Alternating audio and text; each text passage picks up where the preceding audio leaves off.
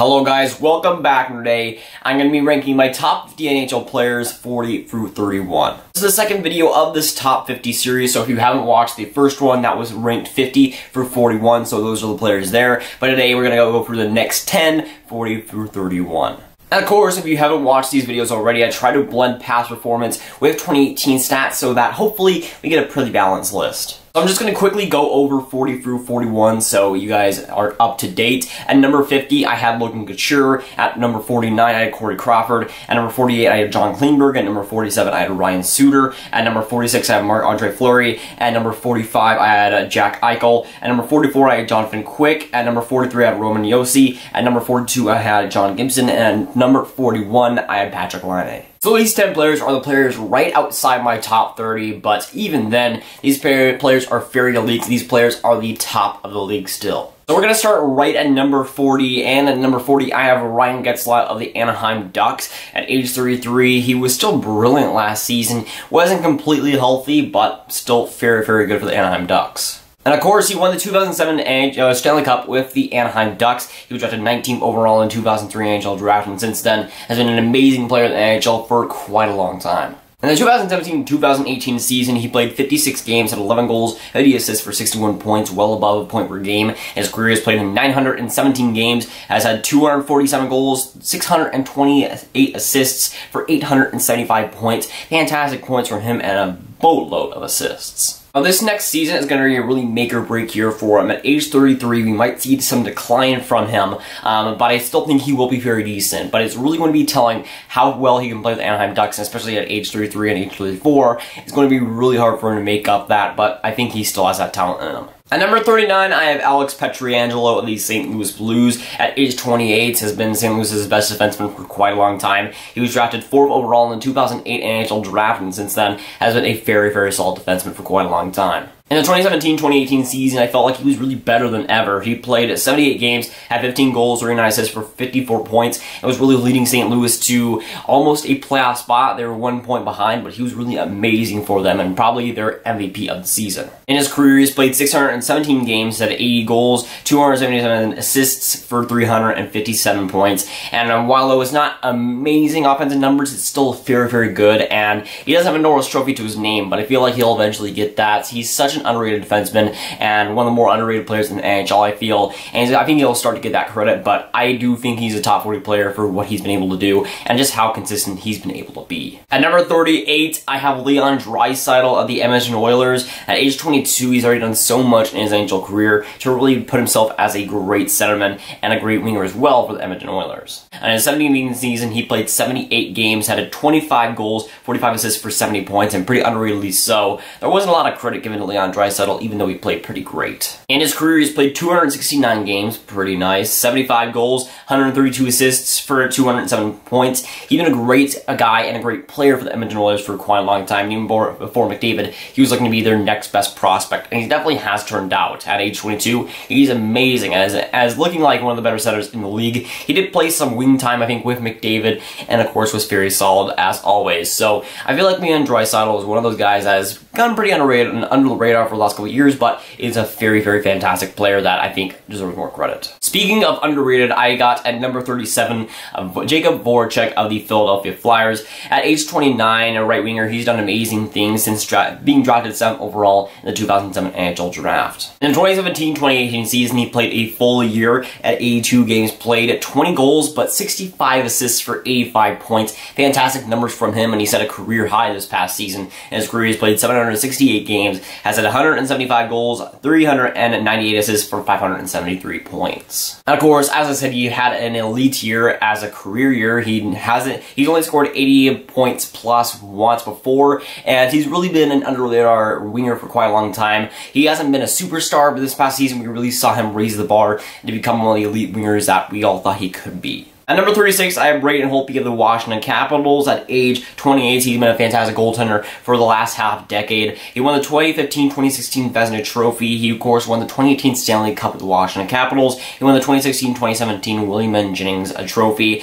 and was drafted 39th overall in the 2008 NHL Draft. Now, this past regular season, at least, was a bit of a scary one. He played 54 games at 2.99 goals against average, with a .907 save percentage. And I just was not impressed with him at all, really. He wasn't the greatest goaltender ever. I just did not see a lot from him this past regular season. Grubauer was definitely the better regular season goaltender, but in the playoffs, we saw a much different Braden Holtby and a much, frankly, better Braden Holtby. He's played 361 games in his career.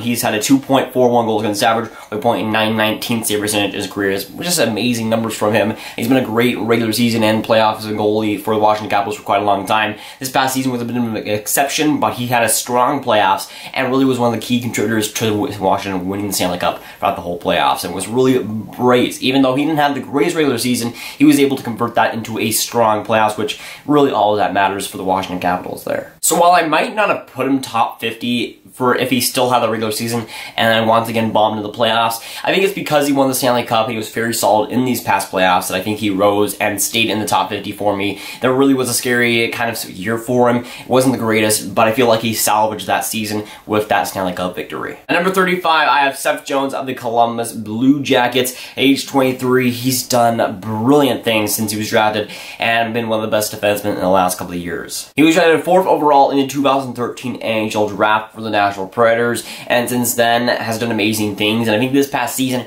we really saw his elite self break through. In the 2017-2018 season, he played 78 games, had 16 goals, 41 assists for 57 points. Not only was he the best Columbus defenseman by far, he might have been up there with Panarin for the best Columbus player ever. I mean, he really was amazing last season and was driver of play, was really kind of Brent Burns like offense at times, but was very reliable in the defensive end. He was very steady, and I think this past season might have been the most underrated defenseman in the league. And while he didn't have the greatest first round versus Washington, I don't think he was the problem there. The team overall was not the greatest, and even in the regular season, there was a lot of players for Columbus that were not the greatest. They didn't have their greatest years, but Seth Jones definitely did, and really carried that team to the playoffs when they did. 393 games with the National Predators and the Columbus Blue Jackets. He scored 45 goals at 137 assists for 182 points, and even though, of course, I'm gushing about him this past season, I think the best is yet to come from him, which, again, is super scary for the rest of the league. But the future is bright for the Columbus Blue Jackets, and Seth Jones is definitely one of the reasons why. At number 34, I have Johnny Gaudreau of the Calgary Flames. At age 25, he's been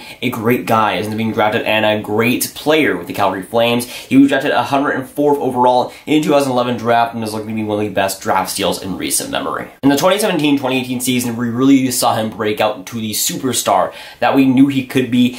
He played 80 games at 24 goals, 60 assists for 84 points. Great numbers from him. In his career, he's played 312 games at 97 goals, 191 assists for 288 points. Great numbers from him in a pretty short career so far. We'll see a lot more of him as well. He's right in the smack dab in the middle of his prime. I think that next year will be as bright as ever. I really do like Johnny Hockey in the Flames, and I think that his potential is great. He's right in the middle of his prime, and for the Calgary Flames, they need him to be. He really is a fantastic player right now, and he's shown that ever since being drafted as a pretty big draft steal. At number 33, I have Andrei Vasilevskiy of the Tampa Bay Lightning. At age 24, he's shown that potential, and this past season, we saw a very promising year from him. He was drafted 19th overall in the 2012 NHL Draft, and he's starting to fill the potential that he had at that draft. This past season, we saw him break out quite a bit. He played 65 games at 2.62 goals against average, with a .920 save percentage. In his career, he's played 155 games at 2.61 goals against average, with a .917 save percentage. And honestly, I don't think we saw the best from him last season. I think the best from him is still yet to come. For goaltenders, I think it takes a little bit longer for them to go into their prime, kind of like defensemen,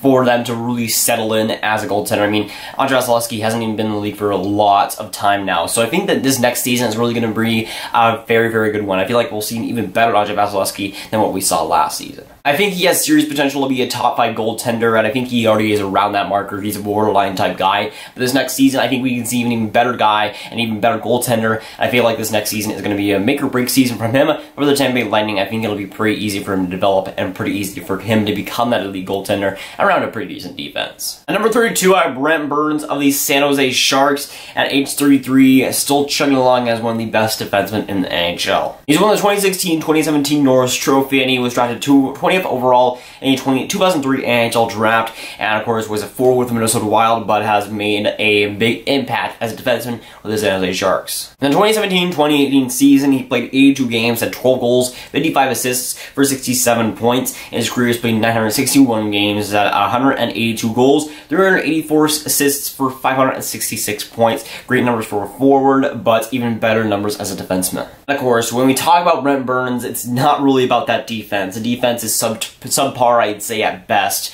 But the offense, as a defenseman, is one of the best in the league, and is usually one of the best in the league, if not the best in the league. Brent Burns has always, as a defenseman, been at the top of a defenseman points, and he's always going to be at there. I feel like he's always going to specialize in that, and I feel like the defense is kind of a second option for him. I don't think he's really a defensive defenseman at all, and of course, he brings that offense every night, and that's super important to have that puck-moving offensive defenseman. So, while I don't think that, I think that it is important to have that defense, he definitely brings a lot of offense, and it's definitely worth to have it in the lineup. At number 31, I have John Tavares, but not of the Islanders, of course, with the Toronto Maple Leafs at 31.